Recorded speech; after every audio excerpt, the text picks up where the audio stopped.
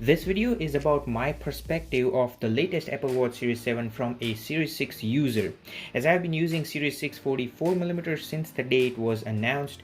However, if you own an Apple Watch prior to the Series 5 version, you will highly enjoy seeing all that I'm going to show you in this video. Guys, you're watching with Steven. If it's your first time here, thank you so much for clicking. Here's where I review smartphones, smartwatches, and all sort of tech. So if you're into tech, you must consider subscribing. Now, Apple announced the latest Series 7 45mm and 41mm with a bunch of new colors. 3 different material for the body like aluminum, stainless steel, and titanium, and few new features. The one I ended up getting is the Series 7 45mm product red with sports loop band, which cost me $637 Canadian including taxes, and that is what exactly I paid last year for my Series 6 44mm product red with red sports band. You can check out all the color and band options on Apple's website, but let's talk why I strongly suggest you to refrain from getting Series 7 if you have a Series 6 like me, or even Series 5, unless you really want what I am going to show you in this video. The first difference, which I'm sure not a lot of you would know about, is the lack of physical diagnostic port, which is hidden under the bottom wristband slot right above the link. Comment down below if you didn't know about this. Now, this port is only used by Apple to run diagnostics on the watch, and there is no way you or me can use this port. However, the cool part is the diagnostic port is not available on the Series 7. This lack of a diagnostic port is likely due to a 60.5 GHz wireless data transfer module, which can only be activated when the Series 7 is placed on a proprietary magnetic dock with a corresponding 60.5 GHz module, so Apple can run diagnostics on Series 7 wirelessly. You may wonder why this difference is of any relevance. I guess Apple has a history of testing out new technologies on Apple Watch and moving them over to iPhone, so this may be an indicator of a portless iPhone. Comment down below what are your thoughts about a portless iPhone. Now, starting with the obvious difference, that is display and size. The Series 7 is just 1mm taller than Series 6, which is very hard to discern unless you really pay close attention. This change basically renders any third-party screen protective case or accessory for Series 6 useless on Series 7, so don't even try to force the accessory of Series 6 on the latest Series 7. However, for those who are curious, any original or aftermarket wristband for Series 6 will work perfectly fine on Series 7. With this slighter, bigger case, what has changed though is the 40% thinner bezel due to the bigger display. This larger display will be a significant jump compared to Series 3, but not so much when compared to Series 6 or Series 5.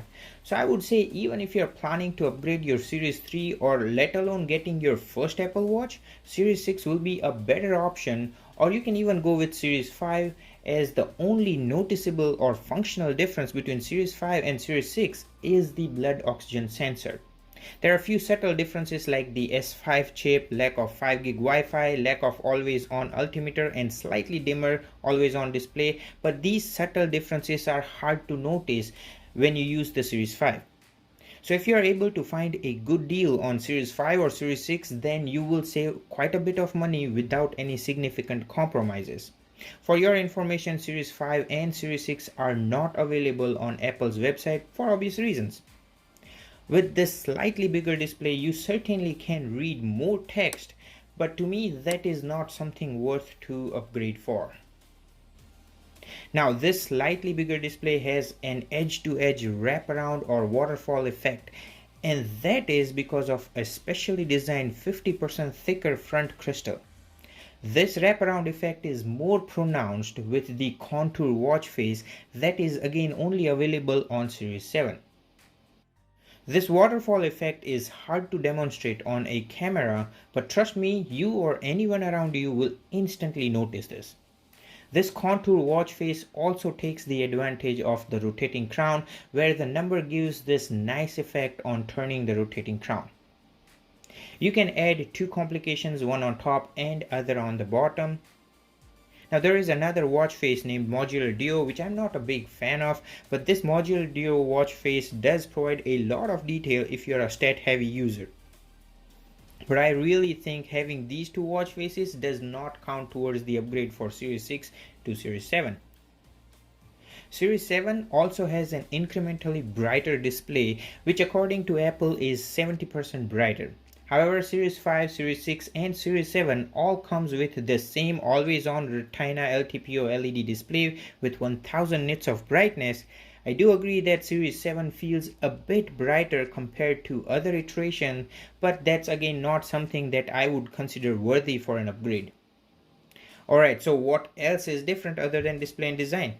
Well, specs wise, Series 7 and Series 6 are identical with even the same S6 processor, same sensors like ECG, blood oxygen, third generation optical heart rate sensor, fall detection, compass, GPS, gyroscope, accelerometer, barometric altimeter and ambient light sensor.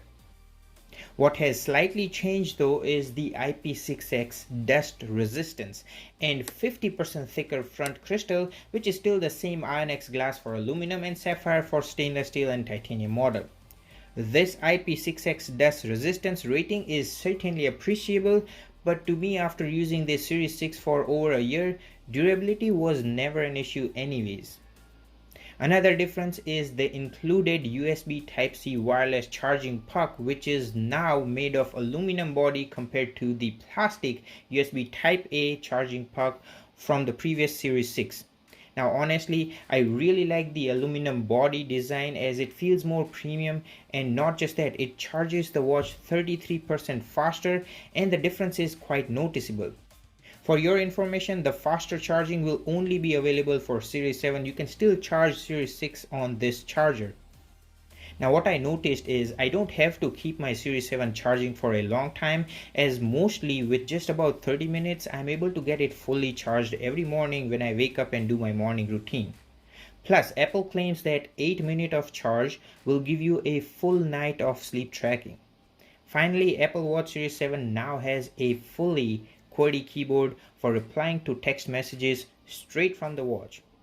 This Qwerty keyboard is indeed helpful and it's very robust despite of the keys crammed too close. It precisely detects what I want to type, and the swipe feature also works great.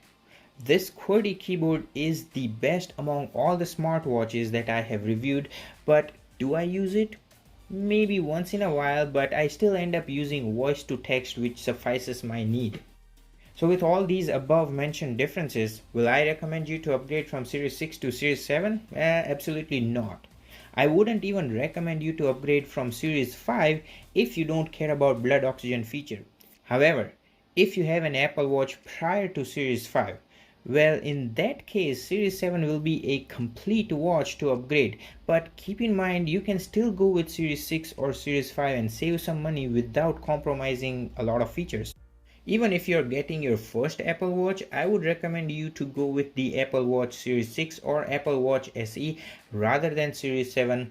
So that is it with this episode. Again, I will reiterate, these are my thoughts. You may have a different opinion than mine, and you're welcome to stick to your opinion. I hope you found something of a value in this video. Please don't forget to give this video a thumbs up and check out more Apple Watch videos as you may find them helpful.